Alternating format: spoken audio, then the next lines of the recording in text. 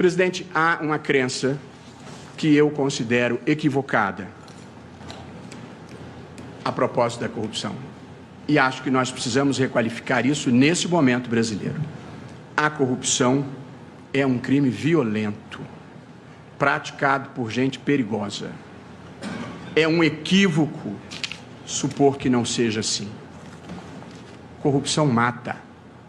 Mata na fila do SUS, mata na falta de leitos, mata na falta de medicamentos, mata nas estradas que não têm manutenção adequada. A corrupção destrói vidas que não são educadas adequadamente em razão da ausência de escolas, deficiências de estruturas e equipamentos. O fato de o corrupto não ver nos olhos a vítima que ele produz não o torna menos perigoso. A crença de que a corrupção não é um crime grave e violento e de que os corruptos não são perigosos nos trouxe até aqui, a esse quadro sombrio em que recessão, corrupção e criminalidade elevadíssima nos atrasam na história e nos retêm como um país de renda média que não consegue furar o cerco. Foi por essa leniência que nós criamos um país feio e desonesto. Note-se bem, não se trata de punitivismo, não se trata de jacobinismo, nem a crença em vingadores mascarados, nem Robespierre, nem Savonarola. Nós estamos falando de gente que teve devido processo legal, direito de defesa e que foi condenado, ou com trânsito em julgado ou em segundo grau de jurisdição. Nós estamos falando do cumprimento da pena fixada pelo Poder Judiciário depois de respeitadas todas as garantias. A interpretação da Constituição, presidente, não pode ser indiferente a este quadro que existe no Brasil. A corrupção no Brasil não foi produto de pequenas falhas individuais, de pequenas fraquezas humanas. Ela foi produto de esquemas profissionais de arrecadação e de distribuição de dinheiros desviados. E envolveu agentes públicos, agentes privados, empresários, empresas estatais, empresas privadas, membros do Legislativo, membros do Congresso, membros dos partidos políticos. É impossível não sentir vergonha pelo que aconteceu no Brasil. Que há de novidade nos últimos tempos no Brasil, e por isso a gravidade desse decreto, é a reação da sociedade brasileira que deixou de aceitar o inaceitável. Quem quer que ande pelo Brasil com olhos de ver e ouvidos de escutar, verifica a imensa demanda por integridade, por idealismo, por patriotismo que existe em toda parte do Brasil, vindo de baixo para cima. E esta é a energia que muda paradigmas. Esta é a energia que empurra a história na direção certa. E acho que, em muitas matérias, nós não somos atrasados por acaso. Nós somos atrasados porque o atraso é bem defendido. Há uma imensa reação e situaria claramente este indulto nesta reação do pacto oligárquico. Na verdade, o enfrentamento à corrupção no Brasil depara-se com 3 grandes obstáculos que é importante que as pessoas tenham a percepção, porque ela foi um fenômeno muito abrangente, de grande contágio, multipartidário, e que vai da esquerda à direita, da direita para a esquerda. Um fenômeno sem... O pacto oligárquico derrotou o pacto que nós precisamos celebrar, que é um pacto de integridade no Brasil. Mas os 3 obstáculos são: primeiro, parte do pensamento progressista no Brasil acha que os fins justificam os meios e que a corrupção nada mais é do que uma nota de pé de página na história. Não é, eles estão errados. A corrupção drena recursos que deveriam ir para a melhoria dos serviços públicos. A corrupção cria uma relação pervertida entre a cidadania e o Estado, porque se o Estado é incorreto, o cidadão acha que também pode ser incorreto.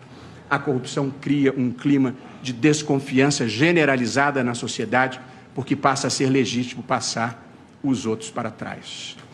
O segundo obstáculo é que parte do pensamento conservador no Brasil entende que corrupção ruim é a dos outros, é a dos adversários.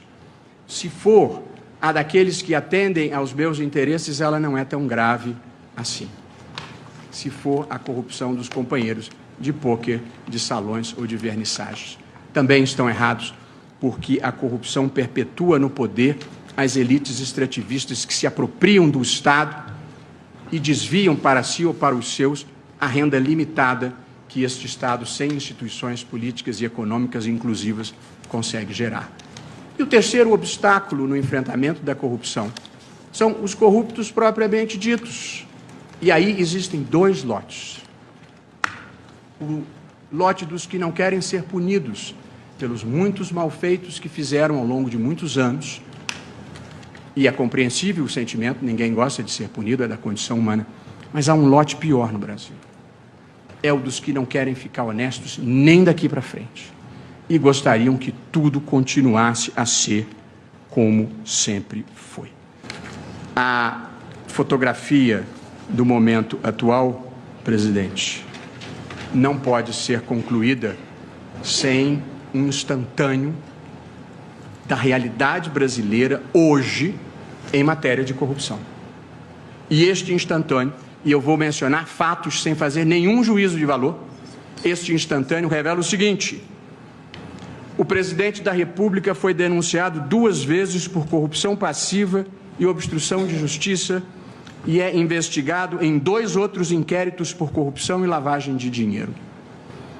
Um ex-presidente da República foi condenado por corrupção passiva.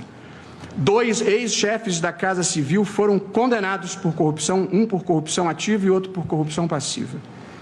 O ex-ministro da Secretaria de Governo da Presidência da República está preso, tendo sido encontrados em apartamento supostamente seu, 51 milhões de reais. 2 ex-presidentes da Câmara dos Deputados foram presos, um deles já condenado por corrupção passiva, lavagem de dinheiro e evasão de divisas. Um presidente anterior da Câmara dos Deputados foi condenado por peculato e cumpriu pena. Mais de um ex-governador de estado se encontra preso sob acusações de corrupção passiva e outros crimes. Um senador, ex-candidato a presidente da República, foi denunciado por corrupção passiva. Essa é uma fotografia do momento, isso não é história. Esse é um flagrante do momento presente do Brasil. Alguém poderia achar que há uma conspiração contra tudo e contra todos. O problema desta versão são os fatos, os áudios, os vídeos, as malas de dinheiro, os apartamentos repletos, assim como as provas que saltam de qualquer compartimento que se abra. E uma coisa que me impressiona sobremaneira no Brasil, que é estarrecedora, é que ninguém assume os próprios erros e pede desculpas ao povo brasileiro pelos atos que praticou. Todos, sem exceção, alegam que estão sendo vítimas de perseguição política. Ou seja, não houve corrupção nem desvio de dinheiro no Brasil. Foi tudo uma miragem, uma invenção de procuradores, de juízes e da mídia opressiva.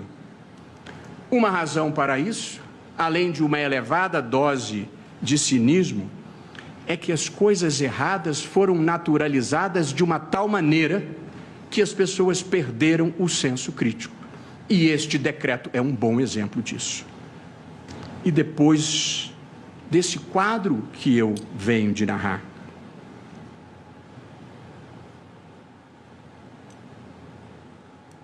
um indulto libera todas essas pessoas.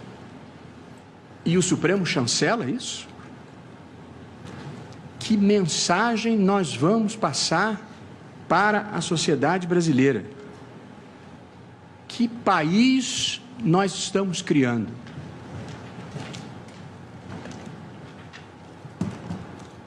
Ao conceder, presidente, indulto para os que cometeram crimes de corrupção e correlatos, eu penso que o decreto enfraquece o esforço republicano que a sociedade brasileira vem fazendo, trai os compromissos democráticos do governo, que tem o dever de ter atenção para com o sentimento social e passa a mensagem errada para as pessoas que vivem do trabalho honesto, pagam os seus impostos e acreditam no bem. O indulto dá incentivos errados para as pessoas erradas e cria o cenário para sermos o paraíso de corruptores, corruptos, peculatários, prevaricadores e fraudadores de licitações. Gente que nos atrasa na história. Claro que ninguém diz que é a favor da corrupção, todo mundo é contra, mas em seguida vem um fundamento formal para liberar a farra. O mal geralmente vem travestido de bem.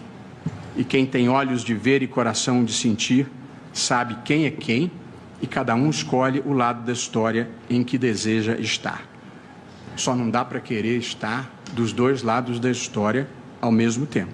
Dizer que é contra a corrupção e ficar do lado dos que a praticam.